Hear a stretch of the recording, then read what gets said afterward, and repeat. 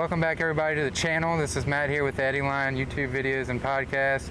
Finally got the small ozone to try and review here. I got some footage rolling on the video that you can see me out on the water. But all right, Kristen, let's get a little walk around the boat here, show the viewers what she looks like.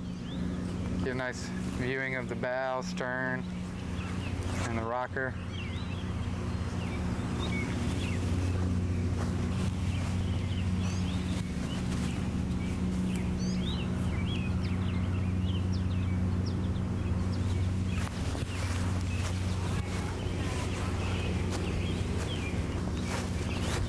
Get a little interior view now. I'll kind of show you what I did with outfitting.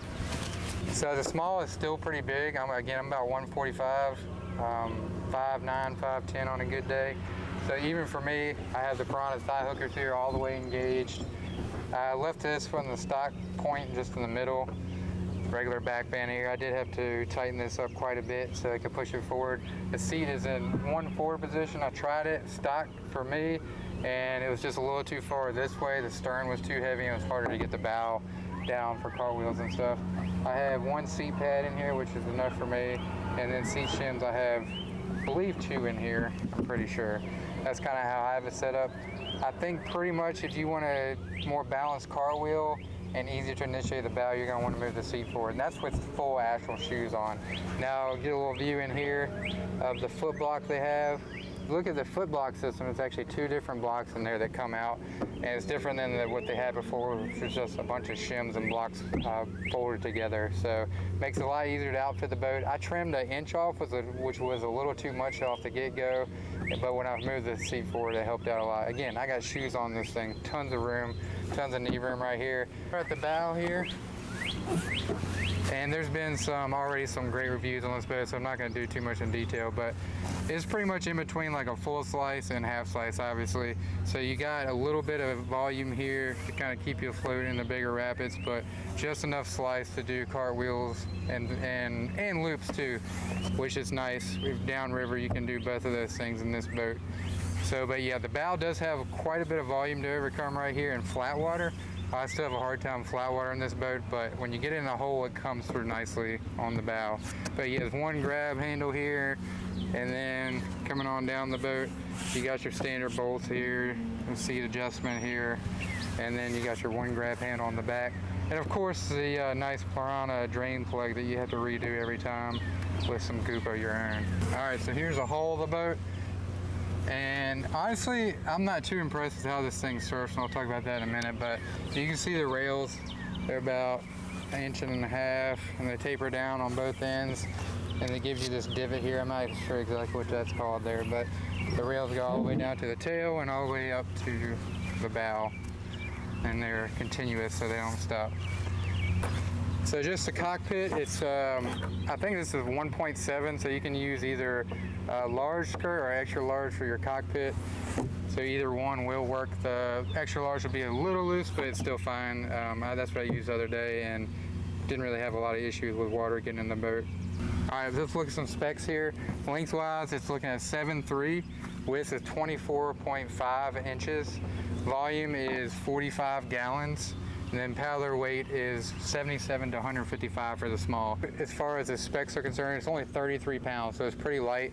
I can pretty much pick this thing up and throw it around pretty easy, which is nice. So it's not like a full creek boat that weighs almost 45, 50 pounds. Let's look at the pros and cons on this boat. So one pro is the stern is probably the best stern on the market, really. It's awesome, it's super easy to get vertical. You can almost clean this thing with no paddle, really, and more of a professional paddler probably could do that with ease. It balances really well once you get it up for stern stalls, but it also has enough rocker right here to go over and boof and go down river with not a lot of engagement, really, compared to the Ripper 2. The Ripper 2 grabs way more than this boat does after paddling them back to back. The second pro is really, it's a pro and con. The bow is, again, it has that volume right here, but the pro of that is you can loop this boat fairly easy, and also the pro, again, you can punch through holes in different waves, and it has enough rocker for boofing, and also it's a safety feature in itself in that it's you won't get your legs trapped in here, more like a full slice where the knees come down really low and it's a entrapment hazard for pitoning and getting pinned and stuff like that. So if you did get pinned for some reason, you have plenty of room right here in the cockpit to get your knees out and get out of the boat. Another pro of this volume up here is it has plenty of foot room. You won't get cramped in this boat. A large, I can imagine you will have full 15 size feet or 16 size feet and be fine. And the small, I got a size 11 and wear the astrals and have the foot block and have the seat for it. So plenty of room up here. You can paddle this thing all day long. It's comfortable.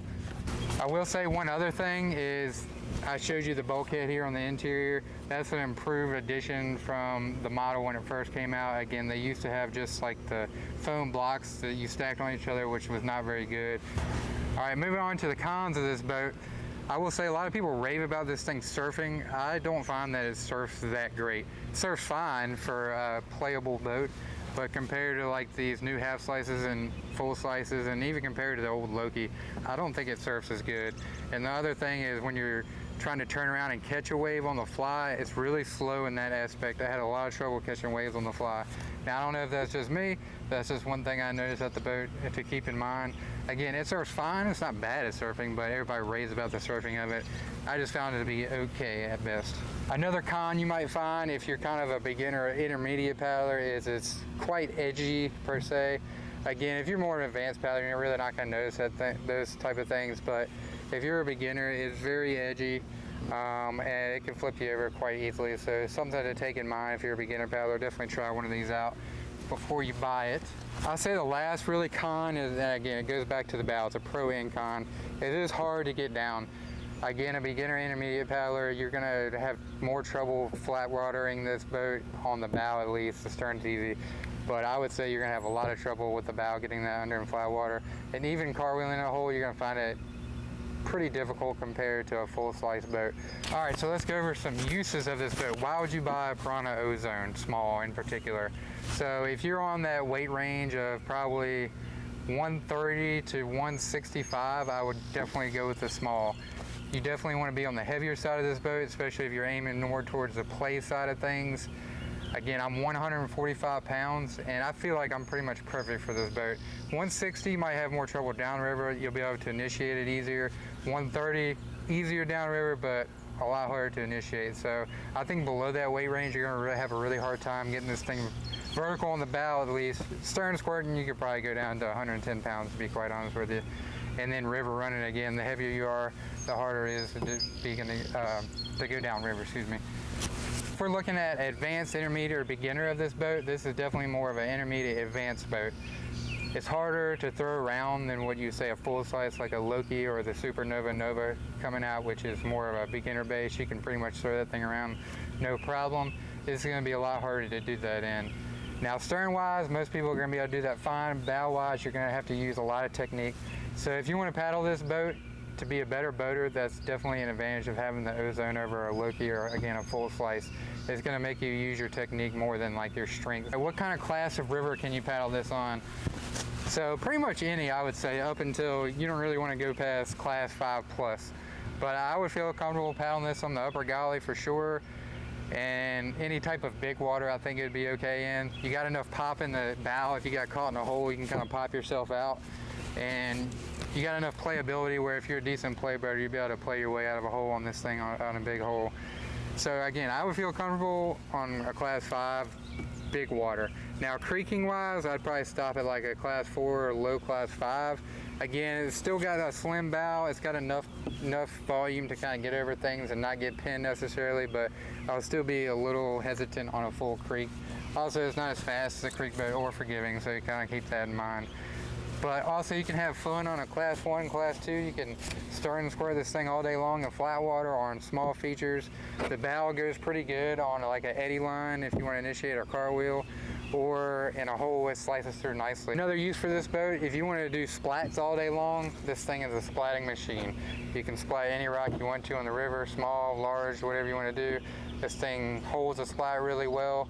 So again, looking to go down river and just splat it all day long, this is a boat for you. I would take it over a full slice just because it feels more engaging when you get on the stern than a full slice, which is just easier to do. Would you fit this boat into your quiver? This is definitely not like a a one boat do it all. It's kind of a niche boat in itself because it's not really awesome at full play boating. It's not awesome necessarily at full slicing. It's not awesome at downriver. It kind of fits in between that. But I really like this boat again for myself because it's challenging. It's not easy, so it hones in my skills a little bit better than a full slice. So I'm definitely gonna keep this boat in my quiver, and I like it a lot better than I did again when I first got this 2 years ago. I've just gotten a lot better at boating. So give the Ozone a shot. I know it's got some negativity skewed towards it, but definitely give one a try, demo one, and again, be on the heavier side. Start giving y'all some kind of 1 to 10 numbers on the boats that I review, just to do a little more formal review. So creeking, I want to give this thing a 4. Again, it's not meant to be a creek boat, so it's not going to be high on the creeking list, 1 to 10. So a 4, again, you can get down a creek, but would you pick this boat on a creek? No, not really. But can you make it? Yes. Downriver, I'm going to give this thing probably a 6.5 or 7. It actually goes down river quite well. Again, I've paddled the Ripper 2 for a while now, and this actually engages less. And this is a small, keep in mind I'm paddling a Ripper 2 medium. This actually engages less on the tail than the medium Ripper. Now, is it forgiving side to side? Absolutely not. There's not a lot of play here with the edges, so if you get on the edge, you're probably gonna flip over quite easily. But again, it's got enough bow rocker to get you downriver. For the outfitting, again, I will kind of give this a 7.5, 8. It's the standard Pyranha outfitting, so if you don't like Pyranha outfitting, no, you're not gonna like this boat, but I think it's fine, it does the job. It's comfortable though, that's why I kind of put it on the high side. It's got a lot of volume right here, and you can stay in this thing all day with shoes on. And lastly but not least, kind of what this boat is made for play, I'm gonna give it a 7.5 and an 8 also. Again, it's not the easiest to get vertical on the bow. The stern is just primo though. You can stern splat, you can stern stall, splat all day long. So surfing wise, it's okay. That's why it would be higher on that. You can loop it. You can do pretty much anything you want to do in this boat if you're good enough. For me, though, I was pretty much sticking to car wheels, loops, and all that kind of thing. But yeah, a pro could do anything they could do in a full play boat with this boat. So again, 7.5 and 8 for playability. Should you buy this boat? For me, the answer is a yes. Would I buy this boat again? I absolutely would. It's a blast downriver. And again, it's one of those boats that challenges you to do better and use your technique more. So for me, that's going to be a yes. For you, that's to be determined. Demo this thing, check it out. Let me know your comments. Don't forget to subscribe and like below. It's a big help for the channel. And so yeah, here's the Pyranha Ozone.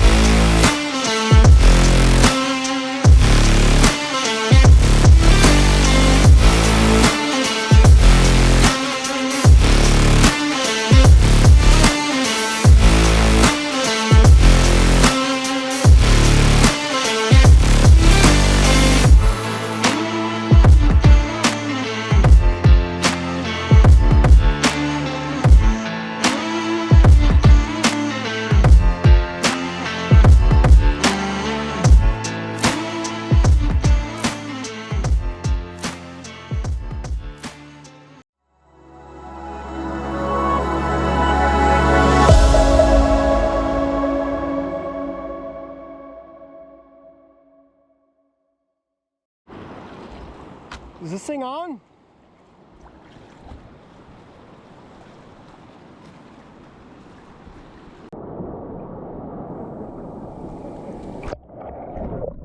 I don't like you watching me. Pretend I'm I don't like those eyes watching. All right, what's up, everybody? All right, just keep that. It might be a outtake.